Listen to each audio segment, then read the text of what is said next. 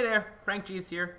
This is going to be a video about David from the movies Prometheus and Alien Covenant.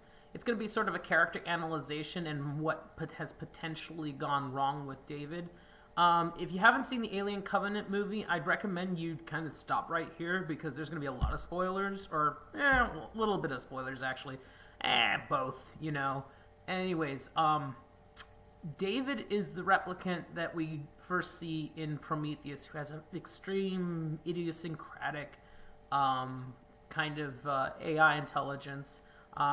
In the movie, he has a sort of obsession with Lawrence of Arabia, and continually the movie itself, as played by Peter O'Toole. I'm wondering if the director actually had added that in there because Michael Fassbender does look remarkably similar to Peter O'Toole back when he played as Lawrence. But in any particular case, this is not really about, director's choices. This is about the character David. If you haven't seen Alien Covenant, what happens in Alien Covenant is we find out that David continues on his experiments, so to speak. Not experiments, but continues to actually use the pathogen that was created by the engineers in Prometheus to now, what we've now found out, create the current xenomorphs that we've seen in all the other Alien movies. Basically, here's the breakdown for Alien Covenant's David. The story doesn't continue on with finding the engineers and figuring out what the engineers were about. That kind of plot line, if you thought that Alien Covenant was going to start to solve what the heck was going on in Prometheus, why were humans created and all that sort of stuff, no, it actually takes a deviated pathway. And what it does is it follows a colony ship called Covenant, and the Covenant ends up getting the colony ship Covenant ends up getting damaged between jumps, in which it was doing a recharge cycle using some kind of like these solar sails or something like that. It was really interesting. I don't understand why they would use solar sails, because you'd suspect that they'd been able to create some kind of nuclear reactor technology that would provide enough of the energy for the colony ship, but I guess it was a combination of things. In any case, that's an aside. When they end up getting damaged, they end up accidentally catching a signal that comes from the ship that Elizabeth Shaw and David had captured in Prometheus and headed towards the engineers' quote homeworld. I don't know if it's the engineers' homeworld or if it's one of the world's habitable worlds. What we do know is that the planet that Prometheus was set at in the movie Prometheus 2012 was a military installation by the engineers. But what we don't know is if in Alien Covenant that's actually their homeworld, or that is just one of many colonies, or if not, it was their homeworld and then there's other colonies out there in the world. So anyways, David is rediscovered by the crew of the Covenant, who finds finds a signal from Elizabeth and heads in that direction, because it turns out to be a much better habitat than what was the best projections on their current colony that they were going to establish, and it was closer by, so they decided to investigate it. And of course, things go wrong, as in any alien movie does, and people start turning, people get shit in their system, and they have aliens and grow inside of them like any other movie. But what as it turns out is that David was the one that released the pathogen out on the engineer population, and he's been doing it out of a motivation of creation. David likes to take these pathogens and experiment to see what kind of species would come up, and he started, more intelligently using the pathogen here and there to try to get better and better and better forms of xenomorphs. And so it seems that the sort of creepy element from Prometheus, in which we see David take some of the goo and infect Elizabeth Shaw's either husband or boyfriend with it, turns out it's a high fascination with experimentation. Now that he discovered that it reforms the DNA of a particular person and causes a reconstruction of their bodies and their forms, he decided that he went on an experimental quest. In fact, this is one of the, an element that people often find disturbing about David, is that he likes to use human beings in his experiments. He likes to, he doesn't seem to care for human life. And this is something that I found a little bit troubling, is like, why would a replicant start going after human life and start killing them? And we see some of those motivations hint out in Prometheus. If you don't recall, in Prometheus, David basically had a hatred for Wayland, his father. And we get to see a little bit more of that in the beginning of Alien Covenant. It begins to show the interactions between Wayland, the CEO of the Wayland Corporation, and David. And Wayland has this sort of almost contempt for David's existence, particularly when he questions, if he is superior to human beings, then why does he serve them? And Wayland demonstrates by simply ordering him to pour him a cup of tea that's literally right next to him. A very arrogant act against it, and it affects David profoundly. So here's a little bit as to what I think, in terms of programming, caused David to malfunction, shall we say. David is a replicant. He's a replicant built by Wayland. I don't know I forgot what his first name was. And as a replicant, he's basically like an android. And what I suspect happened, because Wayland built him for the specific purpose of having him assist him in finding humanity's own creators. Because Wayland refused to believe that humans were just a biological accident. And so I'm sure that Wayland essentially programmed a loyalty specifically to him, which means that David's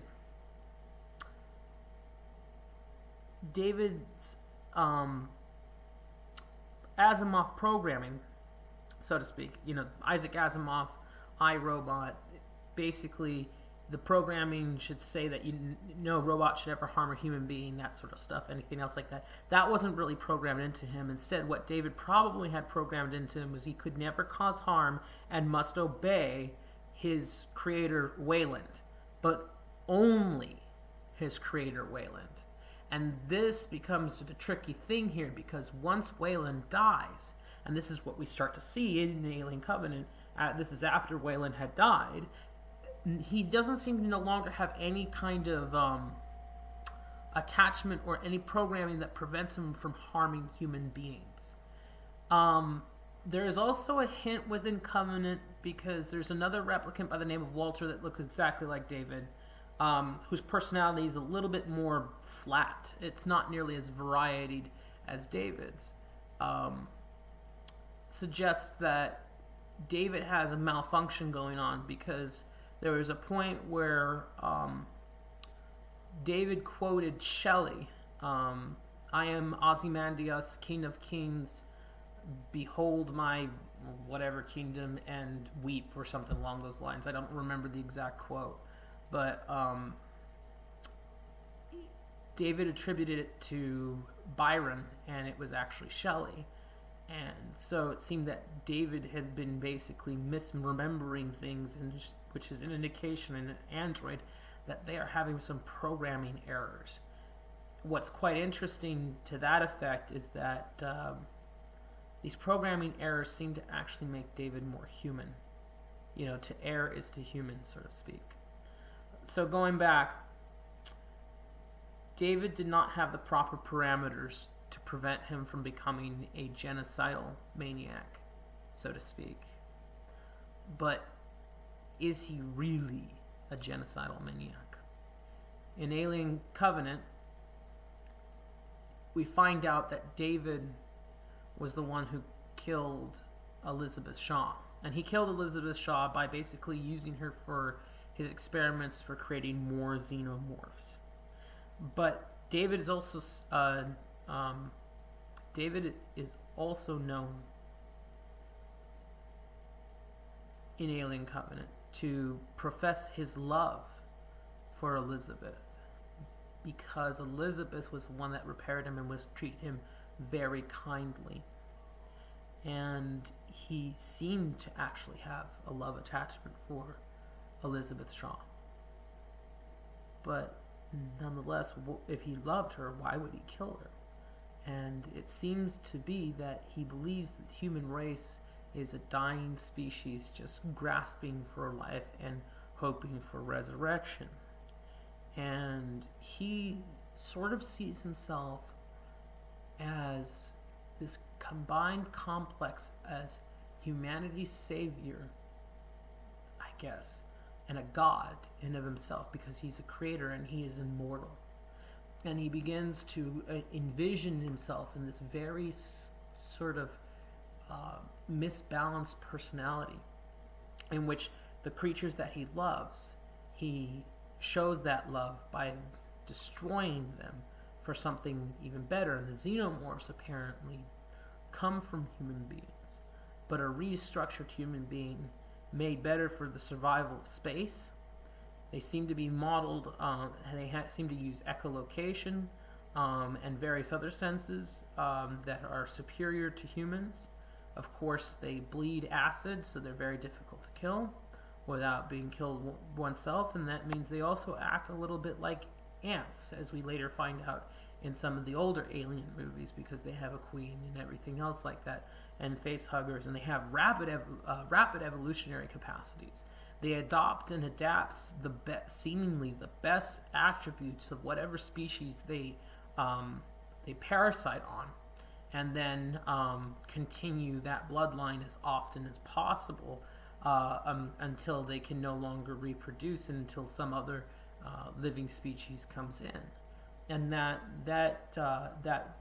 attribution of the xenomorph seems to have been something that was bred even better by David. It wasn't originally composed by David. It seems like the engineers were so, but David had his own particular ways of experimentation. And I think the reason why he used Elizabeth Shaw was because he knew, and as you can see, you can get some hints of this in Prometheus. In Prometheus, he used to watch the dreams of Elizabeth Shaw via a helmet that allowed him to sort of basically visualize what she was seeing through holographic simulator. And what he probably found out at one particular point was that Elizabeth had an extreme, not fear, but feelings of inadequacy, because she couldn't be a mother. She was infertile. And so David, having been a replicant, meaning that he cannot reproduce on his own at all. He was basically cursed with the capacity of life. Life so long, it might as well be infinite. Yet with never an ability to create prodigy of his own, actually probably shared a conundrum with Elizabeth Shaw. So in his own mind, out of an expression of love for her, he put an alien inside of her, so to speak, the xenomorph inside of her. But because he also saw human beings as a dying race, he never saw the need to ever, ask permission, so to speak. And so, as a matter of creation and giving her an opportunity to be a mother, the first mother of the ultimate alien form, so to speak, or the beginnings of the ultimate alien form, he utilized her innards for that. And we see Elizabeth Shaw's dead body all opened up and displayed on display like an anatomy, like a preserved anatomy. It was sort of like a combination of those anatomy skeletons with the guts inside of them, and a little bit of a little bit of the old days when they used to stuff animals. I forgot what that particular thing was called. So first error with David is that he was never programmed to never kill another human being, and every subsequent models lowers their desire for creativity, which is another thing that David seemed to have had. David also seemed to develop the emotion of love. I don't know what programming error caused that, but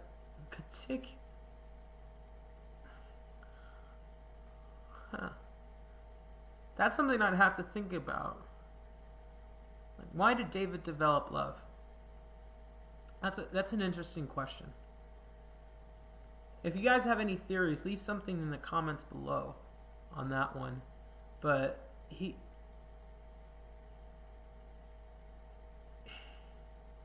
it's interesting because that love was obviously psychopathic and human standards. But he obviously loved, and he obviously loved to create.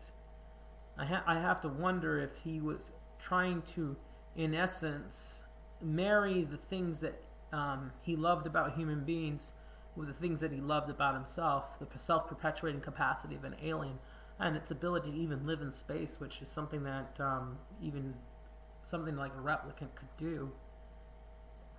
It's quite intriguing. I have to think about that one a little bit more.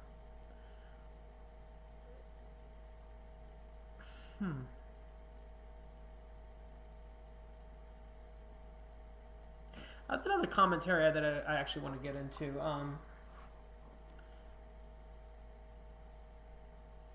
David